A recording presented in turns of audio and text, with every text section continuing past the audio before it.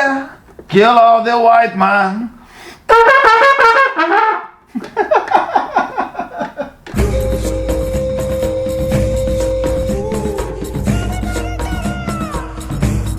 Livrinho de hoje, O Véu Erguido, do George Eliot, parte da coleção A Arte da Novela, exclusividade da Livraria Cultura, como eles colocaram no adesivo, lançado pela editora Grua. Essa coleção maravilhosa aqui, já falei de alguns livros, já falei da coleção inteira em outro vídeo, né? Desafio Livrada, categoria uma novela, categoria número 4. Eu tinha falado desse livro aqui no meu vídeo das escolhas, né? Vocês devem ter visto. E vamos falar um pouquinho sobre ele aqui. Antes de mais nada, George Eliot não é um homem, George Eliot é uma mulher que escreve sob uma alcunha masculina, porque dizia-se que na época, lá na Inglaterra, no século XIX, onde Mary Ann Evans nasceu, que é o nome de verdade dela, diz que as mulheres só escreviam livros bobos e leves, e ela gostaria de ter sua obra levada mais a sério. Ela é mais conhecida por escrever aquele livro Middlemarch, né? Tudo acontece, era assim em Middlemarch, tudo acontece em Middlemarch, sei lá, alguma coisa assim. É um livro lá, tipo, super elogiado pela Virginia Woolf e tal, falou que é o único livro de literatura inglesa escrito pra gente grande, segundo a Virginia Woolf. E ela escreveu esse livro aqui, que é um livro que, também segundo dizem a crítica, né, e diz aqui também na orelha do livro, é um livro que não tem muito a ver com a obra dela, porque ela explora uma coisa mais de ficção científica e horror e sobrenatural e etc. Então vamos falar sobre esse livro aqui, o que dá para discutir também, tá? Vamos por partes, tá? Antes de mais nada, já que vocês gostam disso, spoiler, tem spoiler nesse vídeo. Se você não gosta de saber de spoilers, enfim, não veja, né? Para esse livro aqui, talvez o spoiler estrague um pouco da graça do livro. Então, sei lá, se você se importa muito com isso, semana que vem a gente tá de volta.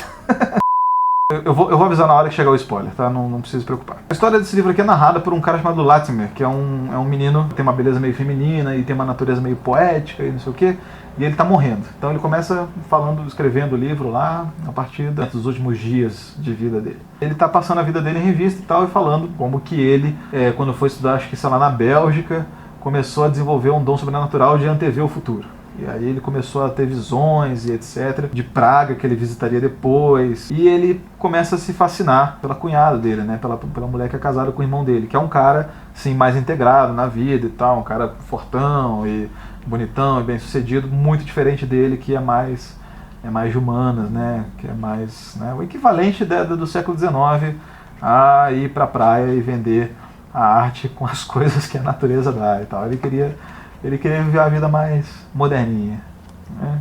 Como já dizia o Traje a Rigor. E aí, e agora já começam os spoilers.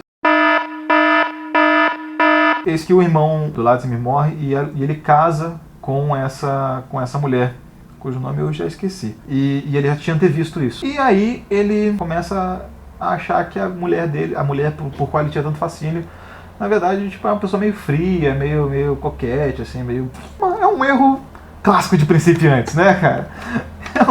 Quem nunca, né? Quem nunca se deixou seduzir por um rostinho bonito e descobriu que por trás daquela beleza toda só havia um vazio de podridão, né? E aí ele começa a ficar muito... a coisa começa a ficar muito pesada na casa dele, etc, etc. Até que no final ele recebe a visita de um amigo dele que era cientista, não sei das quantas, e o cara fala pra ele que ele descobriu como é que faz para as pessoas voltarem à vida depois de mortas, que é só, tipo, fazer a transfusão de sangue logo depois que o coração para de bater. Uma ideia inocente pra caramba, né? Mas beleza, pros padrões da medicina do século XIX, talvez seja uma coisa muito crível mesmo. E daí ele faz isso com uma criada lá da mulher dele que acaba de morrer, e daí no que ele faz, a mulher volta à vida e fala que a mulher dele estava planejando envenenar ele, o veneno tá lá, é no armarinho preto e tal, depois ela bate as botas de novo.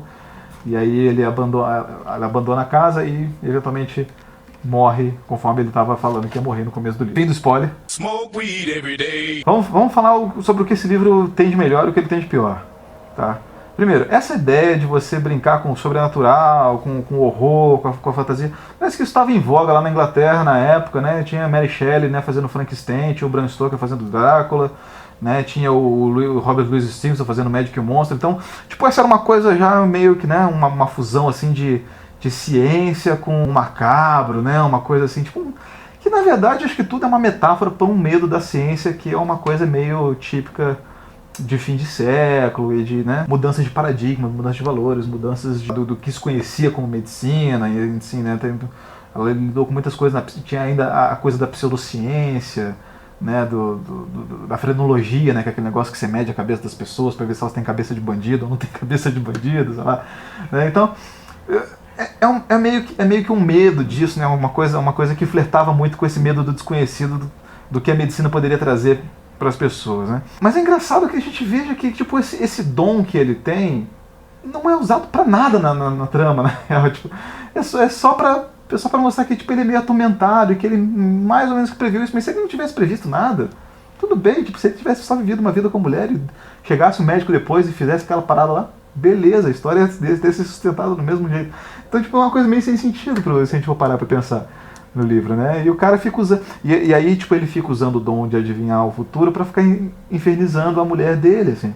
Eu ficava falando assim, eu sabia que você ia dizer isso, mas porra, você ia dizer, porra, você acertou de novo o que eu ia dizer, caralho, que droga, não dá pra ganhar uma discussão com você. Deve ser um fetiche masculino esse também que ela explorou, assim, o fetiche de você vencer uma discussão contra a mulher, assim, né? Então, uma coisa a ser explorada. Tivesse mais páginas esse livro, e acho que essa é a minha grande crítica ao livro, tivesse mais páginas esse livro, tivesse, tipo, em vez de ter, porra, 80 páginas como tem esse, tivesse umas 300, talvez tivesse uma história muito mais consistente, muito mais sólida, sabe?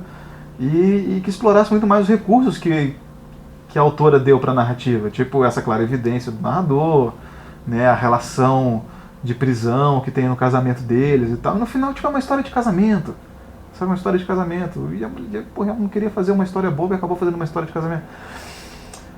Não acho que tenha dado certo isso, assim, sabe? Não posso dizer que seja, assim, tipo, um bom livro, não. Acho que é um livro que peca em várias coisas. O principal é um desenvolvimento maior da trama. Escrita em primeira pessoa, né, da Marianne Evans, né? É uma narrativa muito sóbria, muito sem voz. É uma narrativa meio apagada, assim, sabe? Não achei que ela se destacou ali na escrita e tal. Eu acho que o grande legado desse livro pra gente é essa história de você ficar imaginando, puta, e se o livro fosse maior? Caraca, que poderia ter acontecido e tal? Pô, podia fazer tanta coisa, cara. Clara evidência, cara. Porra, é um mundo de possibilidades. É um mundo de possibilidades. Você só usou isso pra tu ganhar discussão com a tua mulher. Porra, que bosta. É. Mas enfim, esse livro aqui, vamos pegar ele mais ele aqui. Ele tá meio acabadinho aqui, porque ele tem tem uma capa de papel, né? As capas, elas deterioram se você não cuidar muito bem delas, o que eu nem sempre tendo a cuidar, sabe? Levo no ônibus, enfim. Tem uma mancha legal, vamos ver se você consegue focalizar aí. Tem uma mancha legal, ó, tem um cabeço aqui, né, o nome do autor, aqui o nome do livro. Pouquíssimas páginas, você mata aí rapidinho. Esse é o legal da arte da novela, assim, sabe? São livros curtinhos que você lê quando tá pra fazer aquele detox das grandes leituras. Acho que essa é uma contribuição boa também. Espero que vocês tenham gostado do vídeo.